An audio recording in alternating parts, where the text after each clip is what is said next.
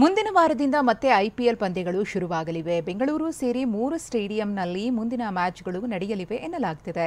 ಈ ಸುದ್ದಿಗಳನ್ನು ನೋಡೋಣ ಎಂಟರ್ಟೈನ್ಮೆಂಟ್ ನ್ಯೂಸ್ ಟಾಪ್ 9ನಲ್ಲಿ.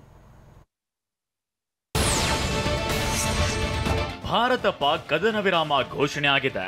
ಮುಂದಿನ ವಾರದಿಂದ ಐಪಿಎಲ್ ಪಂದ್ಯಗಳು ಮತ್ತೆ ಶುರುವಾಗಲಿದೆ. ಬೆಂಗಳೂರು, ಚೆನ್ನೈ ಮತ್ತು ಹೈದರಾಬಾದ್ನಲ್ಲಿ ಪಂದ್ಯಗಳು ನಡೆಯುವ ಸಾಧ್ಯತೆ ಇದೆ.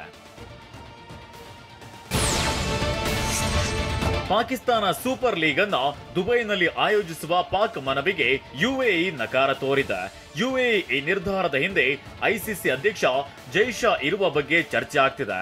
ಕದನ ವಿರಾಮ ಆಗಿರುವ ಹಿನ್ನೆಲೆ ಪಾಕಿಸ್ತಾನದಲ್ಲಿ ಪಿಎಸ್ಎಲ್ ನಡೆಯುವ ಸಾಧ್ಯತೆಗಳಿವೆ. ರೋಹಿತ್ ಶರ್ಮಾ ಬಳಿಕ ಕಿಂಗ್ ಕೊಹ್ಲಿ ಟೆಸ್ಟ್ ಕ್ರಿಕೆಟ್ಗೆ ನಿವೃತ್ತಿ ನೀಡುವ ಬಗ್ಗೆ ಬಿಸಿಸಿಐಗೆ ತಿಳಿಸಿದ್ದಾರೆ ಎನ್ನಲಾಗಿದೆ. ಈ ಬಗ್ಗೆ ಕೊಹ್ಲಿಗೆ ಬಿಸಿಸಿಐ ಮಾಹಿತಿ ನೀಡಿದ್ದು, ನಿವೃತ್ತಿ ಬಗ್ಗೆ ಸ್ವಲ್ಪ ಯೋಚಿಸಿ ಹೇಳಿದೆ ಅಂತ ವರದಿಯಾಗಿದೆ. ಐಪಿಎಲ್ ಮುಗಿದ ಬಳಿಕ ಭಾರತ ತಂಡ ಟೆಸ್ಟ್ ಸರಣಿಗಾಗಿ ಇಂಗ್ಲೆಂಡ್ಗೆ ತೆರಳಲಿದೆ.